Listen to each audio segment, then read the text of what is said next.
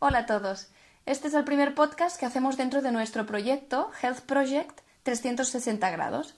Estamos muy contentas de empezar con este proyecto que esperamos mejore la salud de todo aquel que quiera tener una actitud proactiva y hacer cambios en su vida, porque en el fondo sabe que alguna cosa está yendo mal. Antes de empezar con el primer podcast, explicaros un poco sobre qué trata este proyecto, a quién queremos que llegue y quiénes somos. Bien, Health Project 360 grados, como indica el nombre, es nuestro proyecto de salud integrativa. ¿Qué queremos indicar con la palabra integrativa?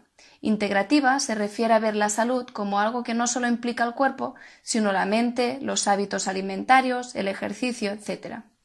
Lo que queremos lograr es que todo el conocimiento que tenemos en el equipo pueda llegar a todo el mundo que tenga interés en mejorar y sobre todo a todas aquellas personas que no están pasando por un buen momento, que están sufriendo, que no están bien de salud, que sepan que no están solas y que sepan que pueden hacer cosas, aunque sean pequeños detalles, que pueden ser el comienzo de un gran cambio.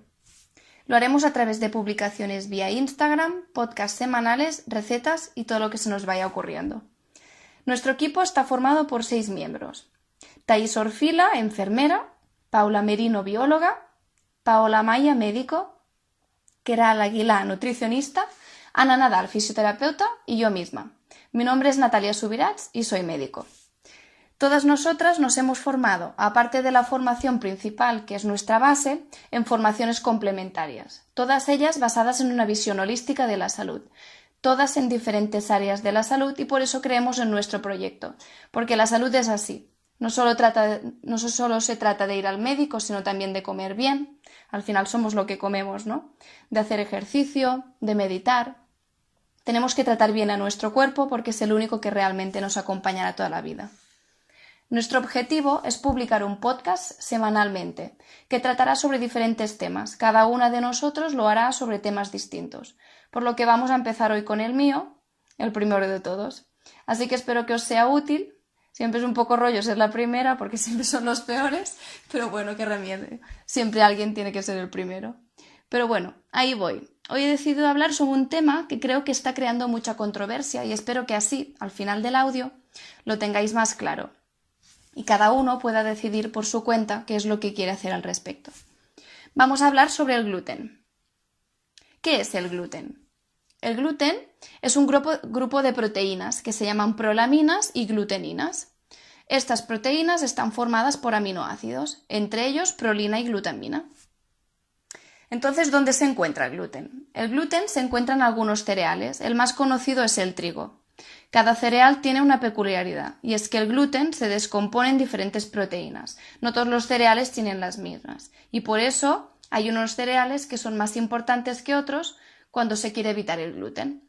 Por ejemplo, en el trigo hay la gliadina y la glutenina, en la cebada la ordeína, en el centeno la secalina y en la avena la avenina. Pero la avena tiene una peculiaridad, y es que al tener baja cantidad de prolina no resulta tóxica en pacientes con celiaquía, a no ser que se ingiera una gran cantidad. Y sobre todo, tener en cuenta que esté especificado que no hayan tenido ninguna contaminación cruzada con trigo u otros cereales con gluten, porque entonces sí que nos puede dar problemas. Los péptidos de la gliadina son los más tóxicos, por lo que el trigo sería el cereal a evitar principalmente. Entonces, ¿cómo saber si el gluten me va mal o no? Hay 3 tipos de intolerancia al gluten: enfermedad celíaca, que es autoinmune, la alergia al trigo y la sensibilidad al gluten no celíaca. Voy a contaros un poquito sobre estas 3 enfermedades. La enfermedad celíaca es autoinmune y eso es porque en aquellos pacientes celíacos encontramos que son positivos en 2 genes, el HLA-DQ2 y el HLA-DQ8. En la analítica pueden salir positivos los anticuerpos antitransglutaminasa, antiendomisio, anticuerpos frente a péptidos de aminados de gliadina y antigliadina. Pero no tienen por qué salir positivos todos o todos ellos.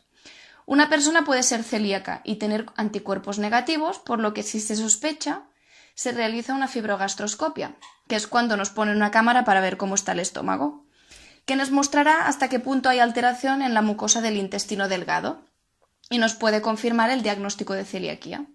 Una vez empezada la dieta sin gluten, que es el único tratamiento que es efectivo, los anticuerpos pueden normalizarse. Según las últimas guías, la prevalencia es de 1 de cada 71 personas en edad infantil y 1 de cada 357 en adultos. La alergia al trigo no suele ser genética. La inmunoglobulina E, que es una parte importante de nuestras defensas, es positiva para el trigo. Esto lo vemos en un análisis de sangre, pero en este caso es muy importante. Si una persona es alérgico al trigo, IgE positiva, nunca tomar trigo, ya que una vez activada la respuesta inmunológica puede ser muy grave y siempre se requiere de atención médica urgente. Y por último vamos a hablar sobre la sensibilidad del gluten no celíaca, que es a lo mejor la más controvertida y difícil de detectar. Solo un 50% la genética es positiva. A veces los anticuerpos antigliadina salen positivos en sangre, pero son pocas las veces que pasa esto. ¿Qué síntomas podrían dar las diferentes patologías que os acabo de comentar? Pues aquí está a veces el problema. Tanto la enfermedad celíaca como la sensibilidad al gluten no celíaca pueden tener los mismos síntomas, y no son solo síntomas gastrointestinales, como hinchazón de barriga, diarrea o vómitos, sino que también pueden ser extraintestinales como dermatitis, anemias, retrasos en el desarrollo, fatiga crónica, etc. La causa de la sensibilidad al gluten no celíaca aún es desconocida, pero precisamente por eso es más difícil de diagnosticar. Y una persona puede estar mucho tiempo con síntomas antes que su médico lo pueda diagnosticar correctamente. ¿Por qué el gluten es tan dañino en algunas personas? Una vez el gluten entra en el sistema gastrointestinal, es parcialmente digerido por las proteasas del estómago, pero no se puede digerir del todo. Así que los péptidos de glutamina y prolina llegan al intestino, y entonces ahí se fijan en la transglutaminasa de la mucosa, que en el caso de tener algún gen positivo, activan los linfocitos T y se produce una reacción inmune. En este caso es una reacción autoinmune. También se ha visto que el gluten aumenta la zonulina, aumentando la permeabilidad intestinal. Entonces, ¿cómo sé yo si el gluten no me va bien? Primero de todo, hay que tener en cuenta que los síntomas pueden ser muy variados. Esto es muy importante. Puede tratarse simplemente de, parece que como pasta de trigo y se me hincha la barriga, entonces tengo unas digestiones muy lentas. Y cuando como pasta que no es con gluten, estoy mejor. O, por ejemplo, tengo dolor generalizado y resulta que cuando estoy un tiempo sin gluten parece que mejoro y el dolor va a menos. O, por ejemplo, tengo una anemia que me han dicho que es por falta de hierro, es decir, una anemia ferropénica, y cuando dejo el gluten dejo de perder hierro y se corrige la anemia. Si sospecho esto, lo primero que tengo que hacer es ir a la consulta al médico, que nos realice una analítica para ver si puedo tener anticuerpos positivos. Si salieran negativos, igualmente el médico sospecha del diagnóstico, lo más seguro es que te realicen una fibrogastroscopia, que es lo de la cámara en el estómago, para ver cómo está la mucosa duodenal. Tenemos que ser conscientes, como he dicho antes, que los anticuerpos, una vez ya no comemos gluten, se pueden negativizar, por lo que antes de todo no nos olvidemos de ir a la consulta al médico, que sabrá recomendarnos lo mejor para nuestra salud y realizar las pruebas complementarias que crea necesario. Si resulta que me hace el estudio y todo sale negativo, uno mismo es libre de hacer la prueba, comer sin gluten un mes y ver cómo evolucionan los síntomas. Entonces, esto me lo preguntan mucho en la consulta. No soy celíaco, pero veo que sin gluten mejoro. Bueno, pues entonces lo más seguro es que tenga sensibilidad al gluten no celíaca. Entonces, ¿pasa algo si no soy celíaco y dejo de comer gluten? No, no pasa nada. Lo que sí que recomiendo es que aprendamos a leer las etiquetas. Muchos productos que están etiquetados sin gluten contienen aspartamo, glutamato, almidón de maíz, glucosa, fructosa, entre otras muchas cosas. Todos estos alimentos nos harán empeorar, por lo que lo mejor es probar cereales nuevos que no contengan gluten. Por ejemplo, la quinoa, el trigo sarraceno, el arroz, el mijo, el tef, el amaranto.